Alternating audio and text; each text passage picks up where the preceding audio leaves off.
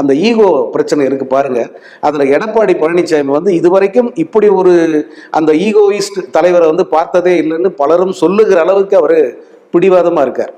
இப்போ அதிமுக வந்து பிரிஞ்சு போன தலைவர்களை ஒன்னா சேர்த்துக்கிட்டா இந்த கட்சிக்கு பலம் அப்படின்னு பலரும் சொல்றாங்க, கேட்டிருப்பீங்க. அதாவது ஓபிஎஸ், சசிகலா, டிடிவி தினகரன், இன்னும் சில தலைவர்கள்லாம் இருக்காங்க.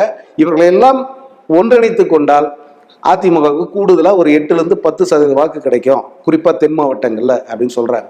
அது உண்மையும் கூட. ஆனா இதெல்லாம் தெரிந்தே எடப்பாடி பழனிசாமி வந்து நான் இவங்களை சேர்க்க மாட்டேன் அப்படின்னு சொல்லிட்டு பிடிவாதமா இருக்கார். அது பாஜக எவ்வளவு முயற்சி பண்ணாங்க, இன்னும் பல தலைவர்கள் பேசி பார்த்தாங்க, அவர் வந்து அதற்கு இடமில்லைன்னு சொல்லிட்டார்.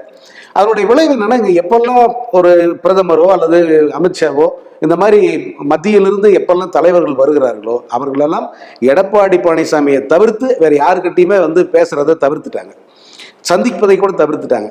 அதனுடைய விளைவு என்ன ஆச்சுன்னா, எனக்கு தன்மானம் இருக்கு, என்னால் இதுக்கு மேலே இதை பொறுக்க முடியாதுன்னு சொல்லிட்டு ஓ பன்னீர்செல்வம் அவர்கள் வெளிப்படையாக அறிவித்து விட்டு கூட்டணியிலிருந்து வெளியே வந்துட்டார். அவரை பிறகு வந்து சமாதானப்படுத்த முயற்சி பண்ணாங்க, நான் சமாதானம் ஆக முடியாது, நான் வெளியே வந்தது தான் அப்படின்னு அவர் உறுதியாக நிற்கிறார் இப்போ வரைக்கும். இப்போ லேட்டஸ்ட் என்னன்னா, டிடிவி தினகரன் வெளியே போனது. நம்ம சேனல்லே கூட வந்து 2 தினங்களுக்கு முன்பு அது பற்றிய ஒரு செய்தியை நம்ம அவர் வெளியேறக்கூடும் அப்படின்னு சொல்லிட்டு திரு துரை கருணா அவர்கள் தெரிவித்ததை நீங்க பார்த்துருப்பீங்க. அவர் சொல்லி முடிச்ச சில மணி நேரங்களில் டிடிவி தினகரன் அவர்கள் இந்த கூட்டணியிலிருந்து வெளியேற அப்படின்னு சொல்லிட்டு வெளிப்படையை அறிவிச்சு அவர் தனியாக வந்துட்டார். இப்போ இந்த மாதிரி வந்து கட்சிகள் ஒன்னொன்னா விலகி போறதுக்கு காரணம் என்னவா இருக்கும்? அதுலயும் அந்த மத்தியில் இருக்கிற பாஜக தலைமை இந்த கூட்டணியை வலுப்படுத்தினா, புதிய கட்சிகளை கொண்டு வரணும், பலமான அணியா நம்ம தேர்தலில் நின்று ஆட்சியை பிடிக்கணும் அப்படின்னு தொடர்ச்சியா சொல்லிட்டு இருக்காங்க, அமித்ஷா உள்பட.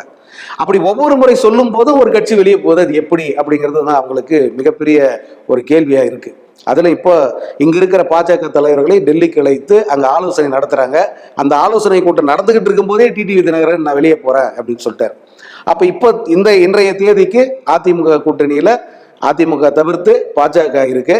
அப்புறம் வந்து நம்ம அதை கட்சின்னு சொல்ல முடியாது, வாசனுடைய ஒரு கட்சி அது, அந்த தமாக வந்து உள்ள இருக்கு. வேற யாருமே வந்து இப்போ அதிமுக அணியில் இல்லை, எல்லோருமே வெளியில் இருக்காங்க.